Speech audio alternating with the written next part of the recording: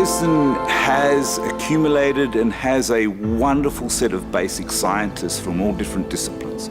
The great thing that brought me to Dresden was the fact that this was a very, very cooperative, collaborative community, from the basic scientists right through to the clinician and the patient. Everyone was working together for the common good of what they wanted to achieve. And I think that's what's been very, very special about Dresden. The CRTD is not just one disease. It is a lot of people in different diseases come together and they collaborate and cooperate. And I think that's what makes Dresden and the CRTD something very special in the world.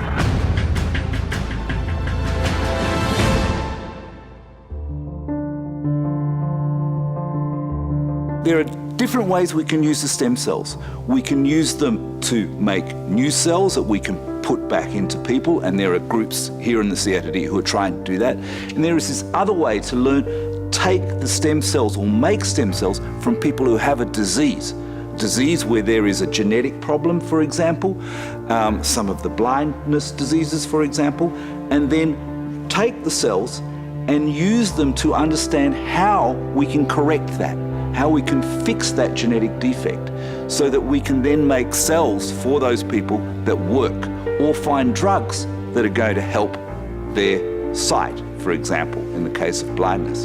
So stem cells are really a fundamental part of what we do and study here in the CRTD.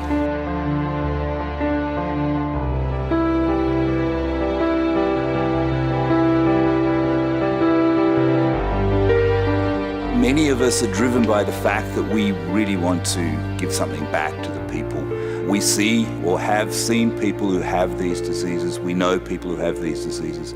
And it's very important for us, that drives us, that we're able to contribute something that might help these people with disease. I work on type 1 diabetes, affects children. For me, my absolute goal is to prevent type 1 diabetes.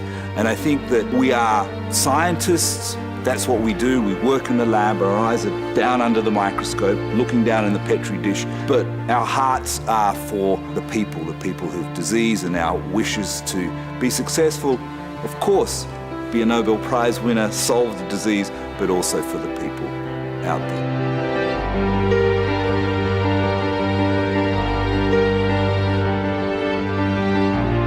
We know in type 1 diabetes that it is the immune system that kills its own cells that produce insulin, and that's the end-stage disease. But we also know from our research that this process starts many, many, many years earlier, when the children are very small, babies. And the Frederick study is a great example of how we've taken what that science has told us and brought it into a screen, a genetic test, where we can identify children who have a much higher risk to develop type 1 diabetes. We can then look for signs of when they start the disease process, and then we can try to stop that whole process from going to the end stage of disease.